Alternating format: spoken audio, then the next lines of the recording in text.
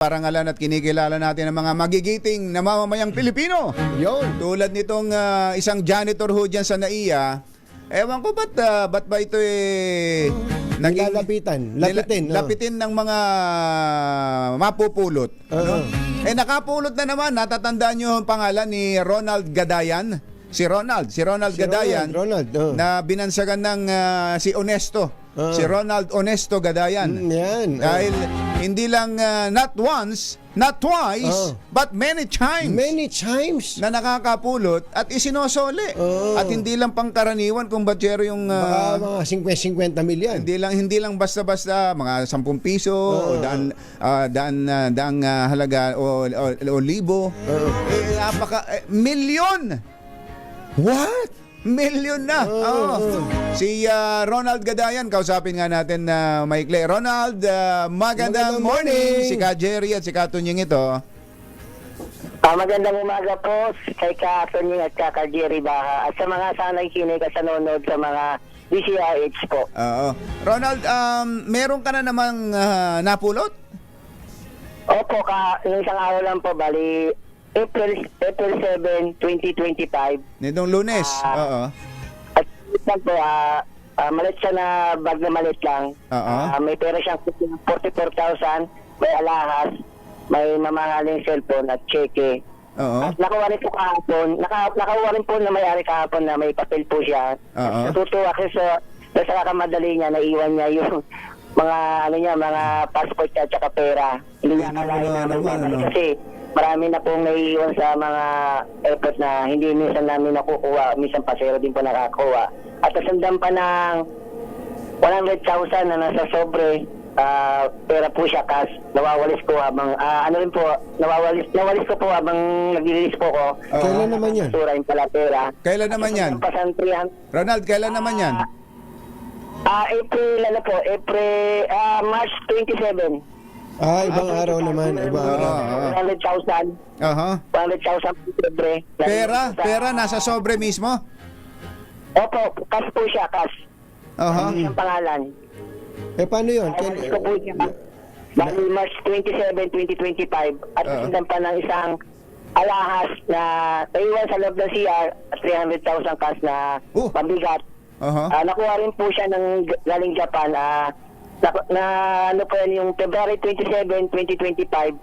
At yung huli po, yung December po, 5,000 pesos, 2 bracelet na nagkakalaga ng 200,000 pesos. Tapos yung, ito lang po, yun lang po yung mga huling previous. Kasi yung mga nakaraan po, nasa 6 million na po lahat na ibabalik ko po. Tingnan mo nga, nakaka 6 million ka na. 6 million ang yaman mo na pala kung yun lang lahat binulsa mo, ano? Opo, kung nahanap na po may bahay, lupa na ako, napag-aral ko na yung mga anak ko, tsaka lahat, nakuha ko na po siguro lahat ng pangailangan ko sa buhay dahil sa isang gato na ako sa airport, 16 years na po ako, isang kahit saan ko dahil sa hirap ng buhay, hindi po ako nakapag-aral dahil sa hirap po yung mga magulang ko, tsaka ako rin po. Pero yung ginagawa mo na yan, Ronald, ay hindi matutumbasan ng salapian. Mahirap maghulma ng katulad mo na isang tapat na Pilipino. Ronald, ito bang lahat ba na yun ay naisoli naman sa mga may-ari? Halimbawa, yung nawalis mo ka mong cash na 100,000? Opo, bali nasa Luzon po na po, bali may papel po yun na naibigay na po. Hindi ko lang kung nakuha po kasi naawa po ako pag na po sa mga OFW kaya mga pasero, tatanong sa akin kung may nakop. Noon pa, may mga nakaraan pa na sabi ko baka sana ako naka-upload kaya nagkataon naman po na na may ganun ang pangyayari. Kaya natutuwa ako at nagagalak na wala sa akin ito ibabalik ko. Sana nga po makuha po siya. Sigurado po ng OFW na pinaghirapan niya yung pera na yun. Totoo yan. Ganung halaga. Nakakaano po na may balik po sa kanila. Hindi ka ba doon sa mga pagkakataon na yan na nakakapulot ka, hindi ka ba nag-iisip na ang dalas na nito siguro para sa akin na ito? Hindi mo ba naiisip yon, Ronald? Kung tutusin po, kailangan kong pera dahil sa puro ko sa loan, wala akong natitira sa sahod ko. At kailangan ko po ang pera para sa mga pag-aaral ng mga anak ko, pero hindi ko pa naisip na gawin yun kasi sabi nga ng magulang namin, wala akong kayamanan o perang ipamamana namin sa inyo. Yung kabutihan nga lang gumawa ng kabutihan sa kapwa. Yun ang pinakatapos na dapat natin na ipinamana sa amin. Na yun nga po, ngayon ginagawa po namin na gumawa kami ng tama. Kung ano meron kayo, yun lang. Tapos kung may kailangan kayo na dapat pagpagurin nyo, pagpawisan nyo, yun lang po. Napakaganda niyang itinuturo mong yan sa iyong mga anak at sigurado ikaw ay magiging role model, magandang role model ng iyong mga anak. So ikaw ay 16 years na dyan na janitor dyan sa NAIA, Ronald. Ikaw ba ay regular employee ka ba? Ay, hindi po. Bali, agency lang po. Bali, dati ako nagtrabaho sa gobyerno. Ginawa ko yung GOP. 8 years. Ngayon, agency po ako. Bali, 2007 po ako nagpunta. Kaya, alas 16 years na po ako nagtatrabaho bilang janitor po. Ganun ba? Pagka papaalam natin kay Secretary Vince Dizon, pupunta si Secretary dyan sa Webis Yan, tama-tama. Dapat pala makatagpo mo si Secretary. Pwede ba? Ikaw ba, hindi ka ba busy sa Webis, Ronald? Ay, hindi po. Nandito po ako malapit sa nangungupahan po. Bali, panghapon po ako. Anong terminal ka nga pala? NAIA Terminal 2 po. Terminal 2. Domestic. Domestic. Domestic. So, sige, i-endorse ka namin kay Secretary Vince Dizon. Hindi ka ba nabibigyan ng reward sa mga mga nakukuha na iso sa uli mo? Yung mga sa akin lang po importante po na ibalik sa kanila. May mangilang-ilang pero lahat po kasi karamihan tinatanggi ako. Sabi ko sa sarili ko, gumawa ako ng kabutihan na hindi ako naghihintay po ng kapalit kasi mas masarap yung nakakagawa ka ng kabutihan na wala siyang kapalit kasi bukod sa loob po at saka sa puso ko na may balik siya na walang panghihilangan o pag-iisip. Walang hinihintay na kapalit. Walang bayad o hinihintay na kapalit. Pero yung iba, Ronald, hindi naman bilang bayad. Hindi kasiyahan din nila na magbigay dahil naibalik yung kanilang pinaghirapan. Okay ba sa iyo yun? Nakatanggap ka ba ng ganon? Opo, meron po. Bali, hindi ko makakalain na mabibigyan ako ng pambili ng bigas. May nagbigay siya. May nagbigay. Hindi ko makakalain na. Sabi ko, wag na po. Nagbigay po siya ng pambili ng bigas. Natutuwa ako kasi sabi ko, ayoko tanggapin pero sabi ko, deserve mo yan kasi bihirang katulad mo. Kaya natutuwa naman po ako na ayos talaga po. Nilagay niya sa kamay ko talaga. Pinilit niya ako talaga po ako. Eto si Professor Gabby Lopez na nakikinig sa atin. Sabi naluluhad daw siya sa naririnig niyang kagitingan mo, Ronald. Honesto ang tagapaglinis diyan sa NAIA. Sabi ni Professor Gabby Lopez. Ronald, ilang taon na yung mga anak mo? Bali, isa 21, 92 po yung panganay ko. Isa naman, magka-college na po, accounting, second year college. At isa, magkatapos ng high school. Kaya sa sobrang kahirapan, natigil po ng pag-aaral yung isang anak ko. Tsaka isa, accounting po, napakahirap po na profession. Pero talagang pinaghihirapan ko pag na makatapos. Sabi ko sa mga anak ko na, ganito lang yung tatay nyo. Kaya kailangan pagbutihin nyo. Igagapan ko kayo hanggang sa habang buhay ako kahit na alam niyong puro loan ng tatay nyo, walang natitira sa sahod kasi nga lahat ng loan doon ginawa ko na loan dito, loan doon. Kaya talaga, no? Pero may pakain sa anak ko.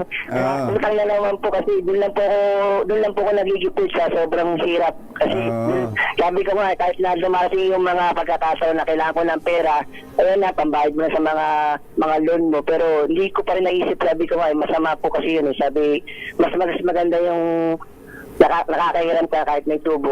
Importante, wala kang nilalabag na masama o wala ka na hindi sa'yo po. Wala kang nilalamang ang iba. Nako, mamaya makakausap namin si dating DILG Secretary Benhur Abalos. Ronald, baka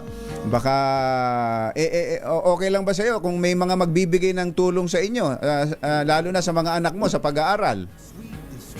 Ay, kung ano lang po, opo, kasi para po sa, hindi lang po para sa akin, kung sa mga anak ko lang po, kasi sabi ko nga talagang sabi ko nga kung pag-aaral lang, hindi ko kayang sila makatapos, pero dahil sa pursige talaga sila makatapos kung may tutulong naman po, maraming salamat po. Kaya sabi ko nga, yung ginagawa ko naman po hindi naman po dahil sa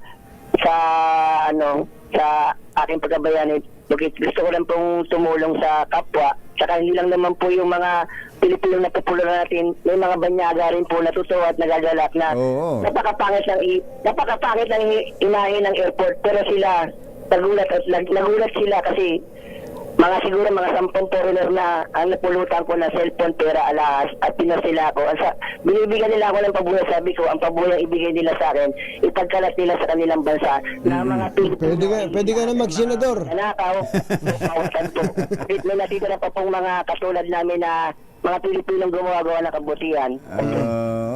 Ikaw pala'y taga Norsagaray, Bulacan. Doon ka umuwi. Opo, bali, nakikiupa lang po kasi wala po kami sariling lupa. Bali, Ang layo Bicol po ako, tapos Antipolo po ako.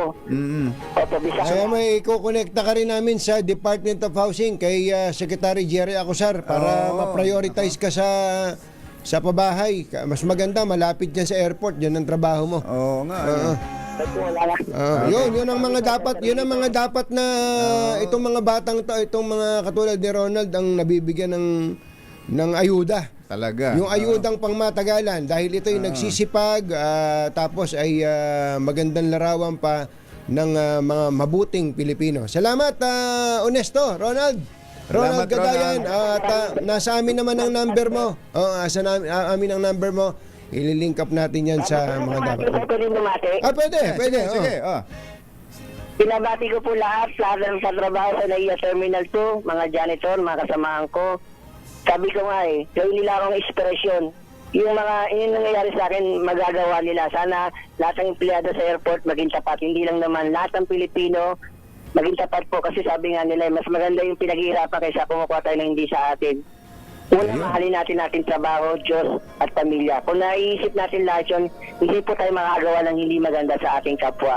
At binabati ko lahat, ang aking asawa, si Rosalie Gadayan, si Hazel Ann, si Harold, lahat ng mga taga Masbate at Atiqueño, mabuhay po kayo. Okay. Ang Gadayan po, proud po ako na maging bayani at Garon Kagatingan po. Maraming salamat po sa inyo, Jerry Ba at si Katunying po. Maraming salamat, Thank you, Ronald. si Ronald. Ayan, gwapo. Gwapong-gwapo. Ayan. Dumami ang lahi mo. Marami pang katulad mo dyan sa Terminal 2 sa NAIA.